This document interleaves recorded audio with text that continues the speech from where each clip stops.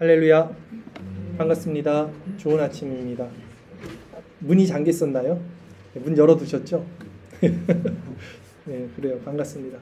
천국 문이 닫히기 전에 우리가 하나님 나라에 들어가야 되는데 다행히 잘 들어오셔서 감사합니다. 자, 오늘은 본문에 나오는 말씀이 내가가 예수님입니다. 예수님 말씀하시죠. 내가 세상에 화평을 주려고 온 줄로 아느냐? 아니야. 나는 너에게 이르노니 도리어 분쟁하게 하려 합니다. 싸우게 하려고 온 거야. 나는 화평을 주러 온 게 아니라 분쟁하게 하기 위해서 온 거다.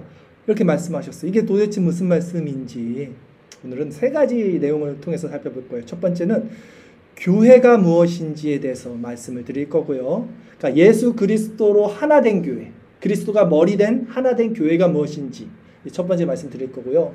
두 번째는 그러면 그 하나 된 교회 말고 지금 말하는 다른 어떤 분쟁하는 그 대상에 대해서는 어떻게 우리가 나눌 수 있는 기준이 무엇인지, 그러니까 올바른 교회와 잘못된 교회에 나눌 수 있는 기준에 대해서 두 번째 말씀을 드릴 거고요.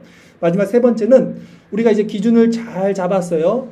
그러면 예수 그리스도 안에 밖에 있는 그들, 올바른 신앙 밖에 있는 그들을 우리는 어떻게 대해야 하는가, 이 지점에 대해서 세 가지 말씀을 전하도록 하겠습니다. 먼저 본문 보겠습니다. 오늘 본문 다시 보겠습니다. 누가복음 12장 49절 말씀부터죠. 같이 한번 다시 읽겠습니다. 내가 불을 땅에 던지러 왔노니 이 불이 이미 붙었으면 내가 무엇을 원하리요. 아멘. 예수님께서 말씀하셨습니다. 불을 땅에 던지러 내가 왔다. 근데 이 불이 아직 땅에 붙지 않았다는 거예요. 나는 정말 원해. 이게 붙었으면 이게 내가 원하는 건데 이게 아직 붙지 않았다는 거죠. 이 불에 대해서 이미 예수님 오시기 전 세례 요한이 이렇게 언급을 한 부분이 있어요. 우리 주일 설교 말씀 구절 그 프린트 나눠드린 거 있죠.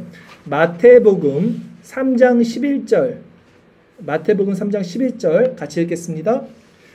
나는 너희로 회개케 하기 위하여 물로 세례를 주거니와 내 뒤에 오시는 이는 나보다 능력이 많으시니 나는 그의 신을 들기도 감당치 못하겠노라. 그는 성령과 불로 너희에게 세례를 주실 것이요. 아멘. 세례 요한이 예수님에 대해서 말씀하는 거예요. 그 예수님은 성령과 불로 세례를 줄 것이다 라고 말했죠. 그리고 실제 이제 오순절 성령 강림으로 말미암아 그 불이 이 땅에 임했습니다. 사도행전 2장 3절 말씀, 주일설교 말씀 구절 다시 읽겠습니다. 마치 불의 혀처럼 갈라지는 것들이 그들에게 보여 각 사람 위에 하나씩 임하여 있더니. 아멘. 자, 또한 예수님은요, 오늘 본문을 통해서 뭐라고 말씀하셨습니까? 자신이 받을 세례가 있다라고 말씀하십니다. 본문으로 다시 넘어갈게요. 오늘 본문 누가복음 12장 50절 말씀 같이 읽겠습니다. 나는 받을 세례가 있으니 그것이 이루어지기까지 나의 답답함이 어떠하겠느냐. 자, 세례가 무엇이냐면 여러분 죽음을 의미하는 거예요. 세례는 물속에 잠겼다가 다시 나오는 거잖아요. 죽고 부활하는 것. 죽고 부활하는 것이 세례의 의미입니다. 그러니까 죽고 부활하는 게 뭐예요? 십자가 사건인 거예요. 그러니까 예수님이 받아야 하는 세례는 무엇입니까? 십자가였던 거죠. 주일 설교 말씀 구절을 통해서 다시 한번 확증해 볼게요. 마가복음 10장 38절 말씀 같이 읽겠습니다. 예수께서 가라사대 너희 구하는 것을 너희가 알지 못하는도다. 너희가 나의 마시는 잔을 마시며 나의 받는 세례를 받을 수 있느냐라고 제자들에게 말씀하시는 거예요. 십자가를 너희가 질 수 있겠냐라는 것이죠. 자, 그래서 이제 이 십자가로 완성된 성령의 불은 세상에 화평이 아니라 분쟁을 일으키게 된다는 거예요. 왜냐하면 성령의 인치심은요, 가족으로 대변되는, 지금 가족에 대해서 이제 언급을 하시잖아요. 가족으로 대변되는 나의 자아의 확장. 가족은요, 내 자아예요. 내 자아의 확장이죠. 즉 내 편, 내 힘의 원천이잖아요. 가족이. 그 내 힘의 세상적인 관계의 균열을 만들어서 하나님 나라의 새로운 가족 정체성을 세우는 거예요. 교회는. 때문에 예수님은 하나님의 나라를 세상 가운데 침노하는 것이라고 설명을 한 적이 있었어요. 분쟁하는 거라고요. 침노는 싸우는 거예요. 세상과 하나님 나라의 정체성이 싸우는 건데 이게 가족 공동체로서의 싸움이 일어난다는 것이죠. 즉 교회는 예수 그리스도가 머리 된 그 지체들이 그 성도죠. 새로운 하늘 가족 공동체가 되는 거예요. 교회는 예수 그리스도를 머리로 삼은 우리 지체들, 각 성도들이 하늘 가족 생명 공동체가 되는 게 교회다라는 것이죠. 그리고 이것은 육적인 우리 가족 관계와는 완전히 다릅니다. 그리스도가 중심이 돼서 그리스도 안에서 연결되어서 맺어진 특별한 영적 가족 관계예요. 교회는. 그래서 이들은 각 지체의 연약함을 서로 짊어지게 됩니다. 이것은 의무와 율법이 아니라 존재적 상태에서 일어나게 되는 연합이에요. 그래서 한 지체가 고통을 받으면 모든 지체가 고통을 받게 되고요. 한 지체가 영광을 얻으면 모든 지체가 함께 즐거워하게 되는 것이 이 생명가족, 교회의 특징이라고 할 수 있어요. 왜냐? 왜 그러냐면 머리가 하나이기 때문에 그런 거예요. 머리가 그리스도 한 분이기 때문에 그래요. 이것이 그리스도가 머리 된 교회 공동체만의 특징입니다. 이게 세상 가족과도 다른 거예요. 그래서 이것이 없으면, 그러니까 그 머리 된 그리스도에 연합된 공동체적인 마음이 없으면 그리스도에 연결되어 있는 올바른 생명 공동체로서의 교회가 아닌 거예요. 그러니까 우리가 교회라고 하는데 실제적으로 그리스도가 머리 된, 그래서 하나 되는 마음이 없으면 그것은 교회가 아닌 게 된 거죠. 자, 주일 설교 말씀 구절을 통해서 한번 확증해 보겠습니다. 고린도전서 12장 26절, 27절 두 절 말씀 우리 같이 읽겠습니다. 만일 한 지체가 고통을 받으면 모든 지체가 함께 고통을 받고 한 지체가 영광을 얻으면 모든 지체가 함께 즐거워하느니라. 너희는 그리스도의 몸이요 지체의 각 부분이라. 아멘. 이렇게 서로를 돌보고 사랑하는 것이 교회 공동체의 특징인 거예요. 제가 너무나 감사했던 일이 있었어요. 우리 옆방에 오면서도 보셨겠지만 하나하나 소파도 들어오고 이렇게 꾸며져 있어요. 우리 아이들이 한동안 정말 이렇게 보살핌을 못 받고 저 구석에서 있었는데, 교회는 이런 거죠. 소외된 자들 없이 서로 배려하고 이렇게 도와줘서 아이들에게도 공간을 마련해 줄 수 있는 이런 아름다운 마음이 참 귀한 마음이었다 또 이렇게 여겨집니다. 자, 이것은요, 우리 이 교회 공동체는요, 세상에서 가족이라고 불리는 가장 끈끈한 유대적인 관계잖아요. 네, 유대 관계잖아요. 이 가족이라고 불리는 그 관계 속에서조차 일어날 수 없는 영적인 차원의 더 큰 연합이 교회인데, 왜냐하면 이 세상 가족은요, 말씀드렸듯이 내 자아, 이 에고의 투영과 확장이지만 교회는 그리스도의 형상으로 하나 된 공동체이므로 이것은 원형적이고 영원적인 관계에 속해 있어요. 원래 하나님의 형상으로 창조받은 피조물이 하나가 되는 게 교회의 모형이잖아요.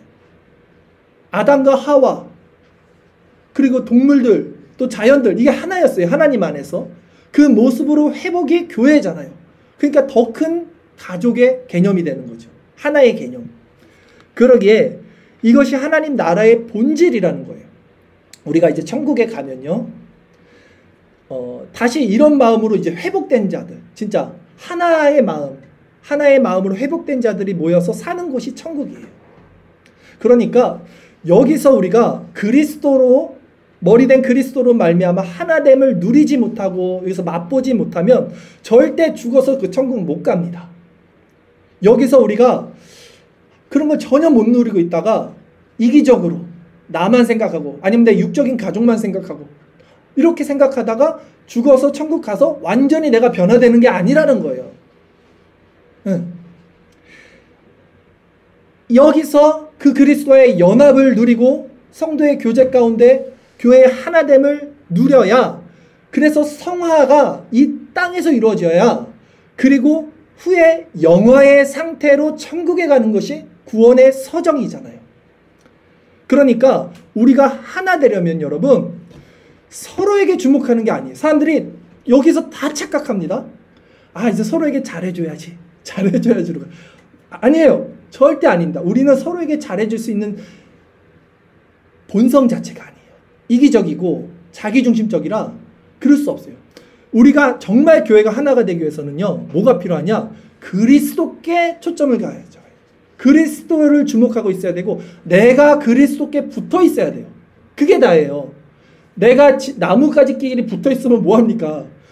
나무된 그리스도께 내가 붙어 있어야만 그 지체들을 사랑할 수 있게 된다고요. 이게 핵심이에요, 이게.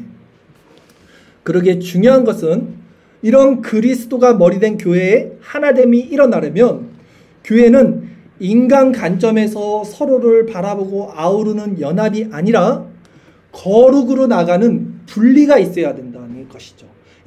오늘 예수님께서 분쟁을 말씀하셨습니다. 분쟁, 분리, 이것이 거룩이란 말이에요. 카도시, 나눈다는 거예요. 즉 교회는 예수님 머리된 예수님 외에 다른 것들에 대해서 분리, 제거됨이 필요하고, 그것을 통해서만 진정한 교회의 하나됨의 연합이 일어날 수 있다. 가족 공동체가 거기서 일어날 수 있다. 그래서 예수님께서 본문을 통해서 이렇게 말씀을 하십니다. 오늘 본문 마지막 누가복음 12장 51절에서 53절까지 말씀 같이 읽겠습니다.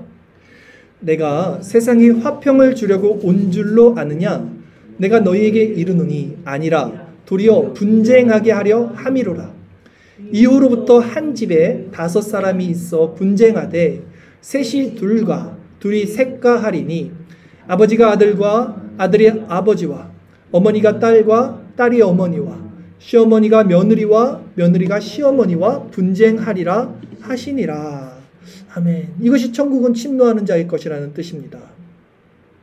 이렇게 성령으로 거듭난 자들은요, 이제 새로운 하늘 백성의 정체성이 생겨서 가족으로 지칭되는 내 편, 내 힘의 세상적 관계에서 거룩, 즉 분리를 만들어내는 거예요.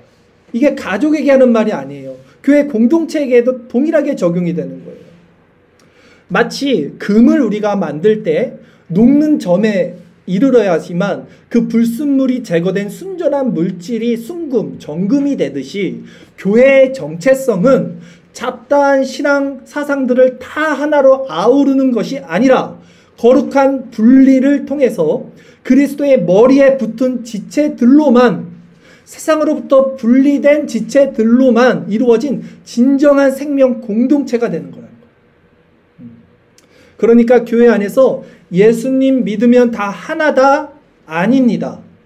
예수님 믿으면 다 아우러야 된다? 아니에요.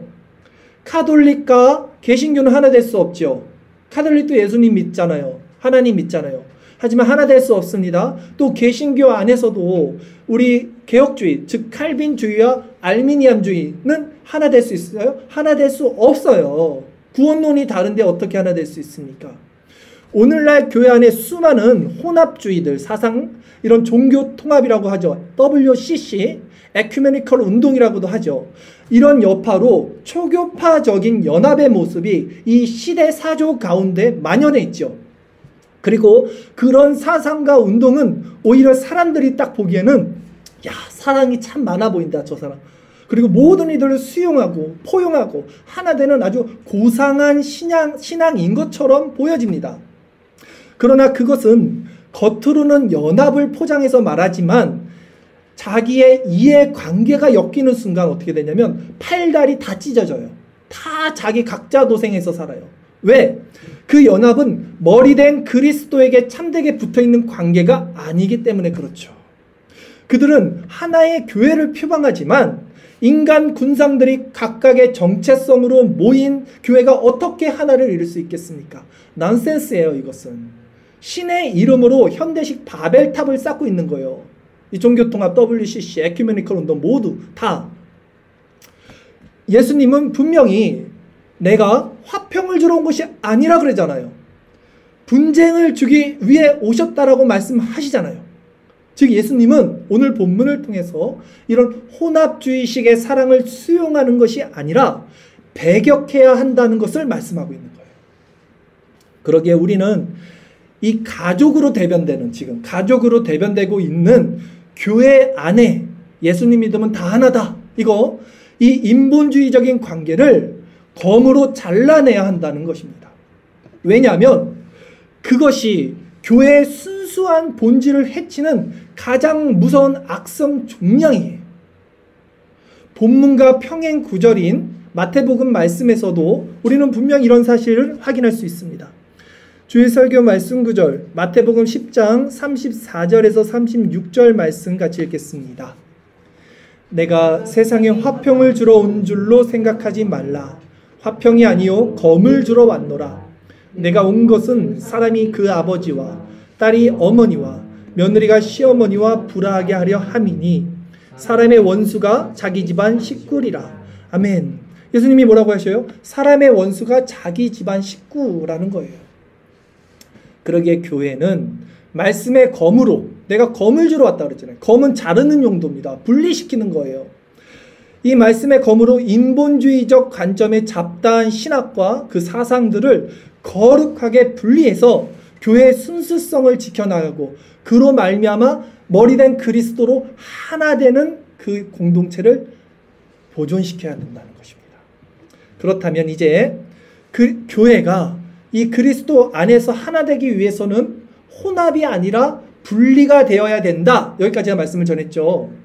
그렇다면 가장 중요한 것은 이 분리가 되는 기준이 무엇이냐라는 것이겠죠. 우리는 어떤 기준으로 무엇을 어떻게 분별해야 하는가, 이 지점이죠. 여기에 대해서 말씀드릴게요. 가장 중요한 핵심입니다. 이제 우리는 두 가지 관점만 기억하면 돼요. 신본주의와 인본주의가 무엇인지, 이 두 가지 관점의 차이만 알면 됩니다. 이게 기준이에요. 신본주의적 관점, 다른 하나는 인본주의적 관점. 한번 설명을 드릴게요. 인본주의적 관점에 대해서 먼저 설명드리겠습니다. 인본주의, 그러니까 인간 중심에서 바라보는 것을 인본주의 관점이라고 하는데요. 이 인간의 중심, 인간의 생각, 마음, 이성, 감정을 통해서 이렇게 성경을 바라보고 하나님을 바라보는, 그래서 교회의 이 연합, 하나됨을 이렇게 이루는 그런 사상에는요, 크게는 알미니안주의가 있어요. 크게는 알미니안주의가 있고, 그들이 말하는 사상의 핵심은 뭐냐면 보편구원론입니다. 보편구원론. 자, 알미니안주의는 뭐냐면 구원에 있어서 인간이 가지고 있는 선택, 의지, 공로가 필요하다는 사상이에요. 내가 하나님을 믿어야 되고, 내가 구원을 이루어 가야 되고, 내가 하나님을 선택해야 된다는, 이게 알미니안 사상이고요. 또 보편구원론, 그들이 가지고 있는 보편구원론은 뭐냐면 하나님은 모든 자들이 구원에 이르기를 원하셔서 구원의 길을 모든 자들에게 열어주셨고, 그러기에 인간이 이제 그것을 붙잡기만 하면, 하나님이 열어주신 그 길을 인간이 스스로의 선택으로 붙잡으면 모두가 구원받을 수 있다는 사상이 보편구원론이에요. 같은 거죠. 알미니안주의가 보편구원론을 만들어낸 거죠. 이런 관점은요, 그러나 필연적으로 인간의 자유의지를 인정할 수밖에 없는 논리 구조로 가게 돼 있어요. 내가 하나님을 믿는 거예요. 그래서 내가 구원을 받는 거잖아요. 내가 하나님을 붙잡는 거예요. 그리스도를. 그래서 구원을 받는 거예요. 그러니까 이 붙잡는 거, 내가 믿는 거, 이게 내가 의지를 가지고 하는 거잖아요. 이게 자유의지라는 거예요. 이게 필연적으로 귀결이 돼요. 근데 너무 좋지 않아요? 그러니까 하나님은 모든 사람에게 그 구원의 길을 열어주셨고, 이제는 내가 하나님을 딱 붙잡고 예수님 잘 믿어야지 하면 구원을 받는다. 너무 좋잖아요. 인간 편에서. 이 사상은요, 그래서 인간 편에서 이렇게 이해를 하게 되면 너무 훈훈하고 따뜻하고 뭔가 힘이 나고 열심을 내게 하고, 그래서 이렇게 신앙생활하는 사람들도 많이 돕고, 그래 또 구원을 받으니까 공로주의라고 하죠. 이 인간 냄새 나고, 이 사람들 정말 인간적이야, 저 사람 참 좋다. 이게 아름다운 모습이에요. 인간 편에서 내가 열심을 해서 구원받는 거 얼마나 좋습니까? 그런데 이 사상의 문제점은 뭐냐면 여러분, 하나님을 인간 편에서 바라보고 재단하고 해석한다는 데 있어요. 인간의 마음과 생각과 감정으로 하나님을 이해하려고 하는데 문제가 있어요. 그러나 이것은 틀린 겁니다. 왜냐하면 하나님의 속성은, 하나님의 마음은 부패한 인간의 속성, 인간의 마음에서는 절대로 발견될 수 없어요. 성경이 증거하잖아요. 하나님을 찾는 자도 없고 찾을 수도 없고 다 무릇 죄, 악에 빠져 있는 상태야. 그래서 우리는 하나님을 알 수가 없는데, 아니 어떻게 우리가 하나님을 알 수 있다고 말하냐고요. 이들이 간과하는 것은 인간의 마음이 얼마나 부패했고 왜곡되어 있는지를 모르는 거예요. 저 사람은 참 인간적이야. 하나님 편에서는요, 죄에 대한 각성과 회심, 거듭남 없는 자들이 행하는 그런 도덕적이고 윤리적인 행동만큼 지옥 아랫목에 가야 할 죄가 없습니다. 그러니까 사람들이 오해하는 거라니까요. 너무나 박애주의자들, 경건한 사람들, 바리새인 같은 사람들, 슈바이처 같은 박사들, 간디 같은 사람들, 그 사람들, 이수신장 같은, 다 그 사람들은 왜 지옥 가냐는 이해를 못하는 거예요. 그렇게 선한 사람들, 착한 사람들인데. 그렇다면 여러분 지금 이게 이해가 잘 가셔야 돼요. 이해가 잘 안 가시는 표정이면 제가 힘들어요, 마음이. 자, 그렇다면 신본주의 관점이 무엇이냐? 신본주의 관점. 인본주의 관점의 반대예요. 그렇게 생각하면 돼요. 즉 인간의 관점, 내 생각, 마음, 기준, 이것을 그냥 내려놔요. 다 내려놓고, 왜냐하면 인간의 관점은 부패되어 있다는 것을 인정하는 거예요, 이 사람들이. 나는 저걸 빨간색으로 보는데 저게 빨간색이 아닐 수도 있다는 것을 인정하는 거예요, 쉽게 얘기하면. 이 눈이 부패되어 있다는 걸 인정하니까. 네. 그래서 하나님의 관점에서 하나님이 누구신지를 보기를 원하는 거예요.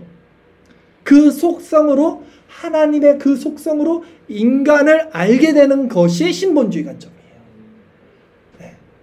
그러기에 우리는 성경을 통해서 먼저 하나님이 누구신지 하나님의 속성을 배우기를 원해야 돼요. 그리고 하나님의 속성을 통해서 인간의 속성을 분별해야 돼요. 물론 이 관점 역시 하나님께서 열어주셔야지만 성경을 볼 때 열리가 되는 계시의 영역입니다. 성경을 아무리 봐도 이게 인간적인 이 안경으로 쓰면 이게 인간적인 이야기로 들린다고요. 그러니까 하나님의 은혜가 필요하죠.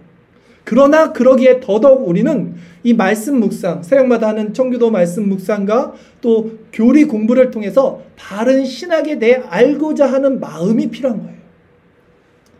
혹자는 교리 공부를 하면 머리가 커진다, 머리만 커진다 이런 말씀 많이 하시죠, 다들. 그런데 오히려 여러분 말씀드렸듯이 교리 공부를 안 하는 사람들이 머리가 커져요. 왜? 인간의 의를 가지고 있으니까 얼마나 교만하겠습니까?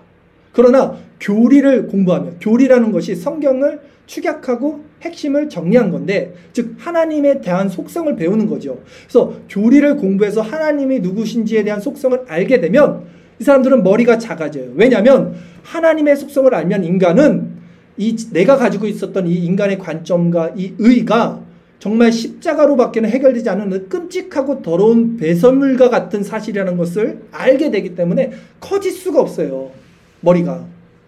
그러기에 새벽마다 우리는 깨어서 더욱 말씀 묵상을 하시고 또 토요 성경 공부 모임을 통해서 교리 공부에 힘쓰셔야 합니다. 우리는 말씀을 통해서 우리 자신의 의를 계속해서 쳐야 돼. 이게 한 번 일어나는 게 아니에요. 죽을 때까지 성화의 과정을 겪어야 되는 거예요. 이 과정을 하지 않으면 우리는 스스로 알지 못하는 상태에서 높아진다니까요. 교만해진다니까요. 머리가 커진다는 거예요. 그렇다면 이제 마지막 세 번째 말씀. 이 같은 신앙 안에, 이 신본주의, 이 신앙 안에 있지 않은 자들, 그러나 예수 그리스도를 또 믿고 있는 사람들이 있어요. 이 다른 형제 자매들. 그러니까 이게 가족이에요. 가족인데 달라. 분명히 분열이 일어나야 돼. 예수님은 분쟁을 지금 말씀하시는 거예요. 그럼 우리는 어떻게 이들과 어떤 분쟁을 해야 된다는 거죠. 예를 들어서 인본주의적 신앙 안에 있는 기독교 심리학, 기복주의, 은사주의 이런 사람들이랑 우리가 어떻게 그들을 대해야 되냐는 거예요. 무조건 배척해야 되는 거야. 그것이 예수님이 오늘 말씀하신 내가 가족 안에 분쟁을 일으키기로 왔다 이 뜻일까요? 실제 이단들은요, 이런 성경 구절들을 가지고 가족을 버리고 떠나가도록 종용하기도 합니다. 그렇죠? 딱 이 구절 가지고 예수님이 이렇게 말씀하셨잖아. 가족 버리고 우리 신앙 공동체로 들어와. 이렇게 말하기도 하죠. 극단적인 이단들.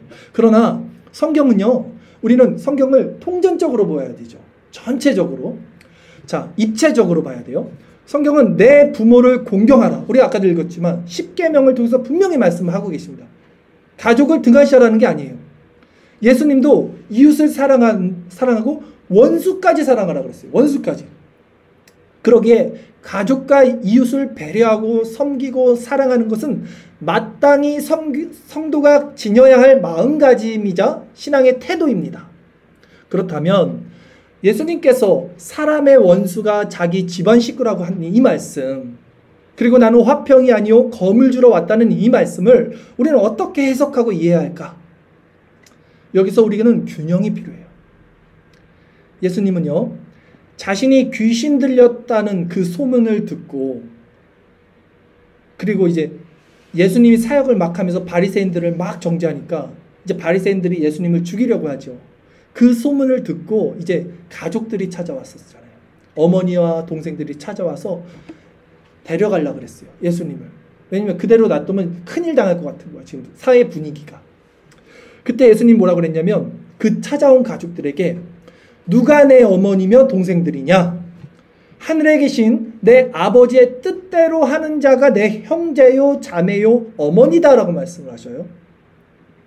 물론 이 가족들은요, 지금 예수님이 종교 지도자들에게 어떤 해코지를 당할까봐 염려를 해서 데리러 온 것이지만 예수님은 그것이 하나님의 뜻이 아니었기에 그렇게 매몰차게 가족들 앞에서 말을 한 거죠. 즉 인간의 뜻을 먼저 생각한 것이 아니라 하나님의 뜻을 먼저 생각한 것, 이것이 신본주의의 관점입니다. 그런데 우리는 이 인간적인 관점을 통해서 자꾸 하나님의 뜻을 이해하려고 해요. 근데 이것이 인본주의적 관점이잖아요. 인간 관점으로 볼 때는요, 보세요. 예수님의 어머니가 뭘 잘못한 거예요, 도대체? 예. 그 동생들 100번 이해가 되지 않아요? 인간적인 관점에서는? 그리고 오히려 그런 좋은 의도를 가지고 예수님을 찾아온 가족들을 문전박대하는 예수님의 행동이 오히려 너무 야박하고 사랑 없어 보이지 않습니까? 이게 인본주의 관점이에요.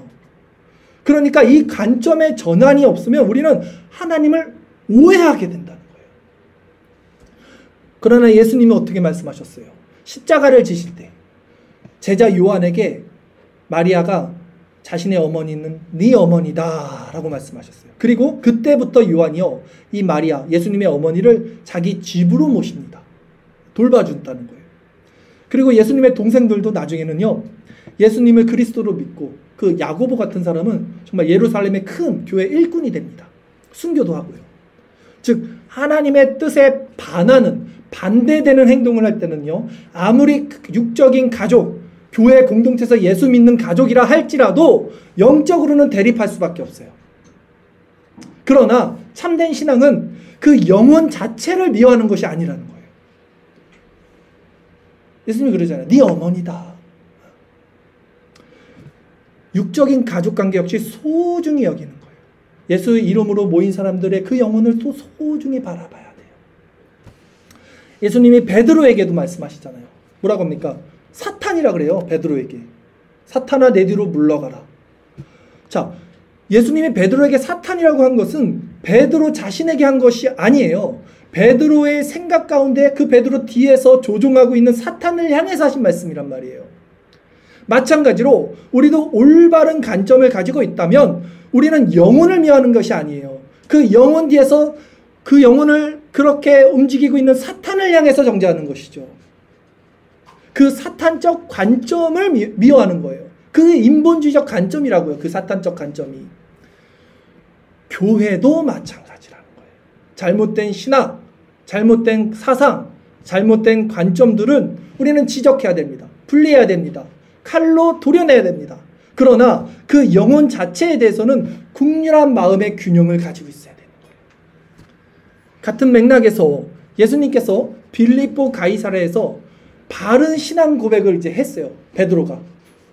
주는 그리스도시요 살아계신 하나님의 아들입니다. 바요나 시모나 내가 복이 있도다. 이를 내게 알게 하신 것은 뭐래요? 혈육이 아니라 그래요. 그리고 내 하늘에 계신 내 아버지다 라고 했어요. 그리고 내 위에 내 교회를 세우리니 음부의 권세가 미치지 못할 것이다 라고 말씀하셨어요. 자, 근데도 베드로가 예수님의 십자가 지심을 막을 때는 사탄이 됐다가 그전에는 바로 내가 너의 교회를 세울게 이렇게 칭찬을 받다가 이 균형을 우리가 잡아야 된다는 거예요. 네. 하나님의 일을 생각하는 것이 아니라 사람의 일을 생각하는 것, 그것은 사탄의 일입니다. 그것은 인본주의적 관점입니다. 그것이 사탄의 관점입니다. 베드로가 나쁜 의도에서 그런 말 한 것이 아니라니까요. 예수님 예루살렘 가면 안 돼요. 예수님 십자가 지시면 안 돼요. 100번 이해가 가지 않아요? 당연히 제자로서 예수님을 사랑하는 마음으로 그렇게 말한 거잖아요. 죽지 마세요. 근데 사탄이라 그런다고요. 인본주의적 관점이 이렇게 무서운 거라고요, 여러분. 그리고 아무리 그렇다 하더라도 근데 예수님이 아니 그래도 사탄은 너무한 거 아니야? 다 알면서 예수님 지금 베드로가 왜 그렇게 말하는지 알면서 사탄이라고까지 너무 강하게 말씀한 것은 좀 예수님 너무 오버하신 거 아니야 진짜? 이런 생각이 드는 게 오히려 인본주의 관점이잖아요. 그러니까 이 인본주의적 관점에서 절대 신본주의를 이해할 수 없습니다. 절대 이게 조금 이해하는 게 아니라 아예 다른 거예요. 이렇듯 인간적 관점에서는 선한 의도를 가지고 또 옳은 마음으로 행한 일일지라도 그것이 하나님의 뜻에 반할 수 있고 오히려 그것이 하나님을 대적하는 사탄의 일이 될 수 있다라는 것이죠. 그러니까 우리가 어떤 관점을 가지고 있느냐, 이것은 우리 신앙생활에 있어서 너무나 가장 매우 중요한 거예요. 즉 신본주의 관점을 가지고 있느냐 아니면 인본주의 관점을 탑재하고 있느냐, 이걸 분별할 수 있는 게 가장 중요한 거예요, 신앙생활에서. 그러나 거듭나고 중생받지 못한 자들은 결코 이 신본주의 관점을 가질 수 없어요.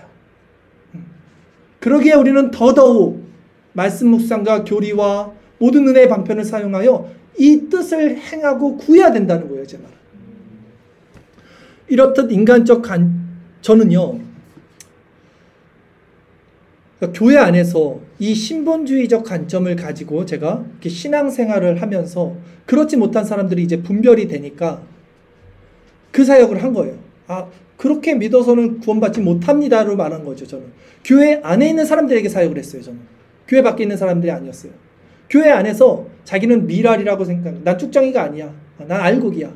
나는 그렇게 생각하는 사람들, 구원받고 있다고 생각하는 사람들에게 아니야, 너는 잘라내야 돼. 이건 아니야 라고 저는 설교를 했고 사역을 했죠. 그리고 정말 저는 교회 안에서 제가 지금 전하고 있는 이 신본주의적 관점을 가지고 신앙생활하는 사람들을 정말 몇 못 봤습니다. 손가락 안에 꼽을 정도로 못 봤어요. 그러기에 이런 말씀에 아멘을 할 수 있는 이 교회가 복된 교회인 줄 믿습니다. 바로 아멘을 하실 줄 알았어요. 정말 그래요. 저도 여러분에게 때로 듣기 싫은 말 할 때가 있어요. 여러분 딱 들으면 왜 말을 저렇게 하지? 좀 더 따스하게 할 수 있을 텐데. 왜 권면의 말을 할 때 그렇게 생각이 들고 또 그런 말씀 듣고 교회 떠난 사람들도 몇 있죠. 근데 여러분들은 그런 말씀을 들을 때, 제 권면의 말씀을 들을 때 인간적인 마음으로 들어서는 안 돼요. 인본주의적 관점을 가지고 들어서는 안 돼요. 다 상처받습니다. 네. 오직 하나님의 속성 가운데 비추어서 그 말씀을 들어야 돼요. 물론 사랑 없는 마음으로 질타하고 정죄하는 것이라면 그것은 이제 문제가 있겠지만, 사랑의 마음으로, 공의의 마음으로, 또 인본주의적 관점을 지적하기 위해서 권면하는 말씀이라면 우리 모두는 그 말씀이 내 관점에선 듣기 싫을지라도 그 말씀을 수용하고 받아들일 수 있는 준비가 되어 있어야 돼요. 왜냐하면 7위는 바른 교회의 3대 표지 중에 하나잖아요. 7이 없는 교회는 바른 교회가 될 수 없어요, 여러분. 그러니까 누군가 검을 가지고 자를 수 있다는 것은요, 이 사람이 가지고 있기 때문에 자르는 거예요.